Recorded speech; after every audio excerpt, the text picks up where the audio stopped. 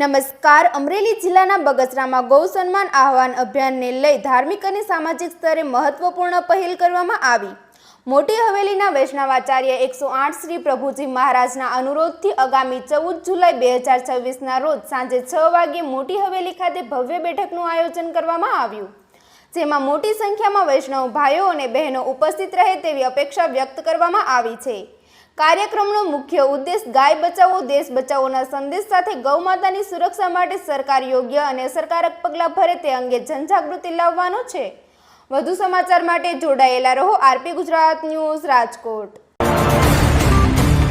નમામિ શ્રી બાલકૃષ્ણમ યશોદો સંગલાલિતમ પૂતના સુપરપાન રક્ષિતા શિવ બાલકમ.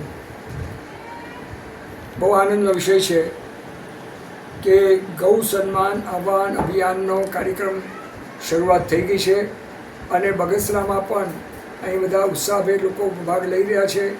અને પુષ્ટિ માર્ગ તરફથી પણ અમે લોકોએ પણ નક્કી કર્યું છે કે આ ગૌ સન્માન આહવાન અભિયાનની અંદર અમારા વૈષ્ણવ ધર્મનો પણ પુષ્ટિ માર્ગે વૈષ્ણવ સમાજ બગસરાનો સંપૂર્ણ સાથ સહકાર રહેશે અને આ અભિયાનમાં બધા જોડાશે એવી ખાસ લોકોને અનુરોધ કરું છું.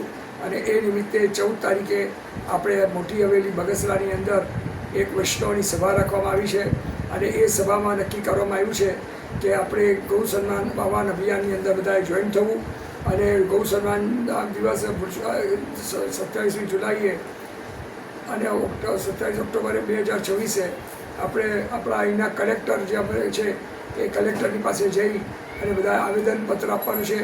અને જ્યાં પણ ભારતની અંદર જ્યાં પણ સિટીઓ છે શહેરો છે એ બધાના અંદર પણ કલેક્ટરને જઈ અને બધા એની અંદર આવેદનપત્ર આપી અને ગાયનું રક્ષા થાય અને ભારતની અંદરથી જે જ્યાં પણ જેટલે પડકાને હજી ગૌ કતલખાના ચાલે છે એ કતલખાનાઓની અંદર ગાયોનો કતલો બંધ થઈ જાય એની માટે સંપૂર્ણ આપણે અભિયાન ચલાવવાનું છે અને ગાયોનું સન્માન આપણે કરવાનું છે. કૃષ્ણ ભગવાનની ગાયો બહુ પ્રિય હતી અને ભગવાન પણ ગાયોની વચ્ચે બિરાજતા હતા અને આપણે પણ પુષ્ટિ માર્ગમાં પણ ગાયનું બહુ મહત્ત્વ છે. સનાતન હિન્દુ ધર્મમાં પણ ગાયનું ખૂબ જ મહત્ત્વ છે.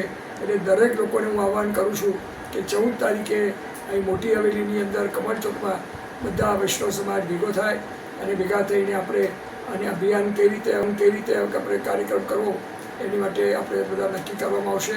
તો તમને બધાને મારો ખાસ હાર્દિક અનુરોધ છે.